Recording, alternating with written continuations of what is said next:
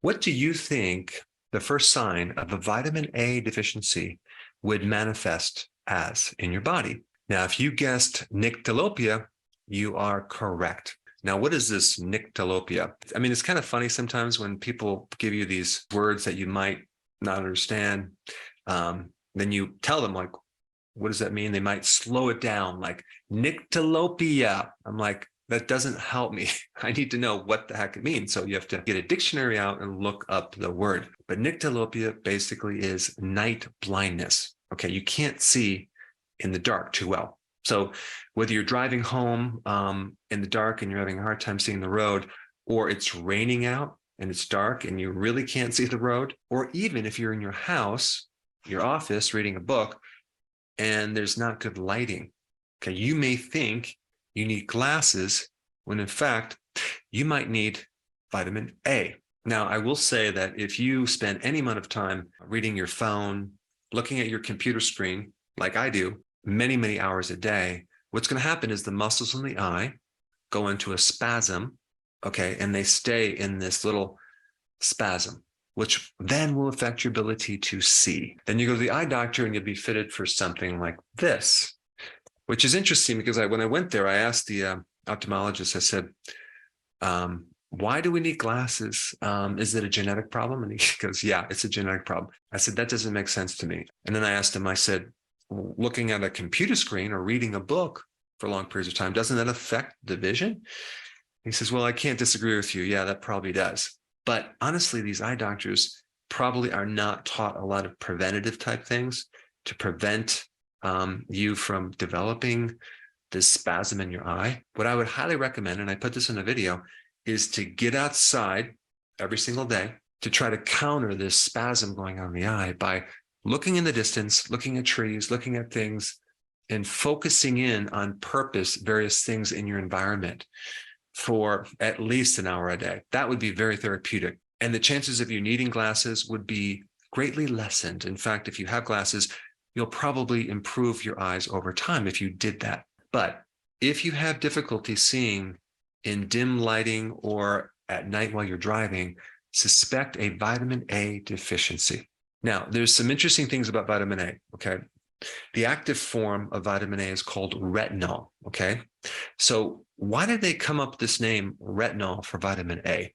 Could it be that it has something to do with the retina, which is the back part of the eye? It's an extension of your brain that allows you to see. So vitamin A, retinol, the active form, not beta-carotene, which is the precursor that has to convert into retinol. Retinol is needed to help you create this little protein in your eye that converts light to electrical signals, and that's called visual purple or rhodopsin.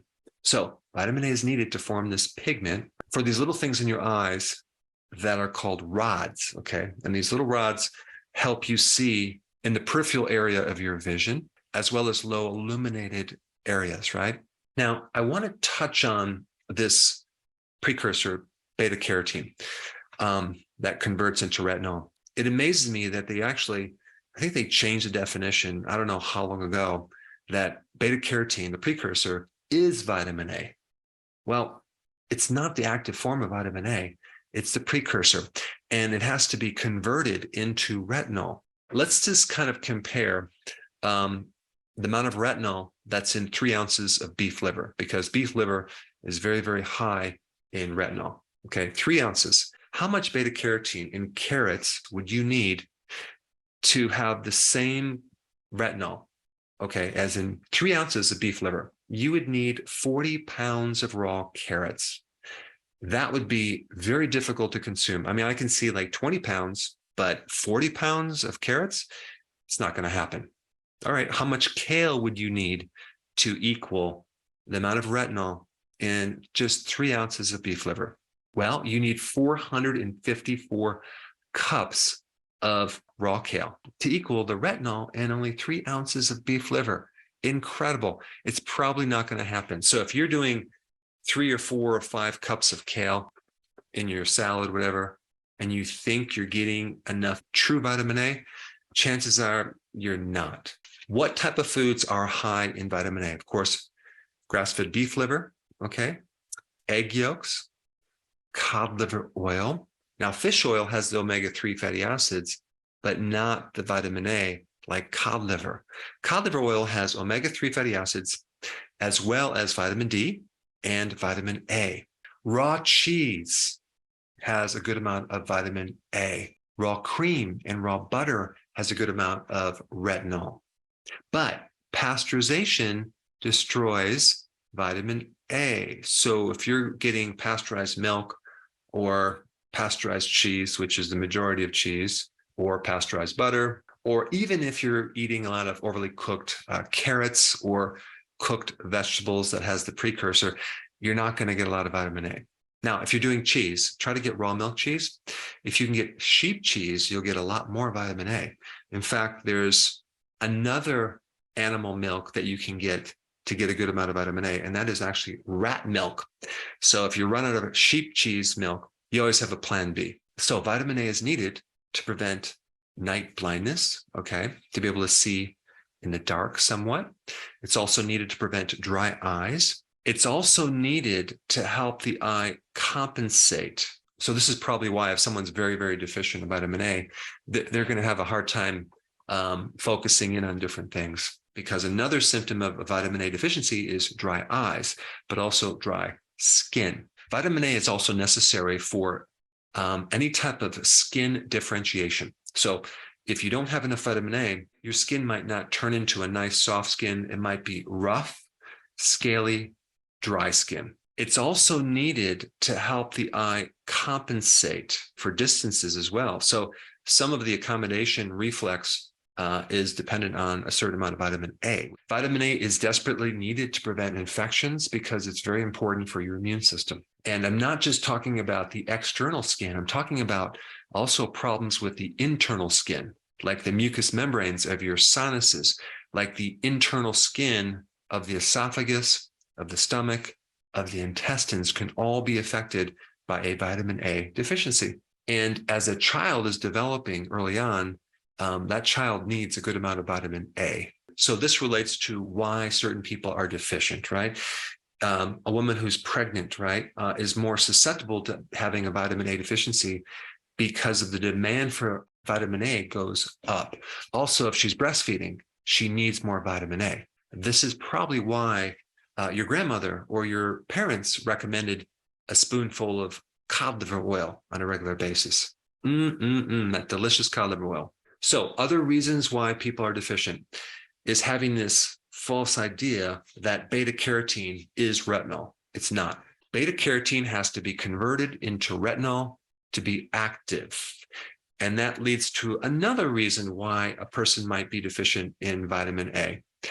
Well, there's something called polymorphism. That is a genetic mutation that can affect certain things in your body. But apparently the gene that converts beta carotene into retinol could be a polymorphic gene. It could be mutated. In fact, there's a study I read that shows that it's pretty common to have a problem with that gene that converts beta carotene into retinol. So that could be another reason why someone is deficient in retinol, because they might be consuming a lot of beta carotene. It's not converting, or they might be consuming the active form of vitamin A, yet they have this genetic weakness. And by the way, if that's the problem, I would recommend not just increasing the amount of retinol foods, okay? I would also add bile salts and maybe another type of bile salt called TUDCA to increase more absorption. And of course, that's a perfect segue to another reason why people are deficient in vitamin A. They don't have enough bile. They have bile problems. Let's say they have gallstones, or they had gallstones, or they have their gallbladder removed, or they have sludge in the gallbladder, or they have a fatty liver, or some other problem with the liver that makes bile. There's a lot of reasons why you might not have enough bile. It also could be you took an antibiotic. The microbes in your gut actually make a certain type of bile as well. So that could be another reason. Let's say, for example, you are on a low-fat diet. Of course, if you're on a low-fat diet, you're not going to be eating the foods high in retinol. Let's say you're on a medication called statin that blocks your ability to turn cholesterol into bile. you end up with a bile deficiency. So taking statins can actually give you a vitamin A deficiency as well.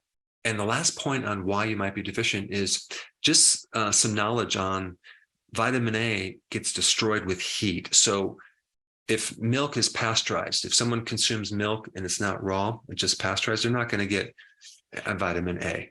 Or let's say they're consuming a lot of carrots or kale that's overly cooked. Okay, well, that just destroys the precursor, so it's not going to turn into retinol. Or again, you're not consuming raw cheese, you're just doing the regular pasteurized cheese, another problem.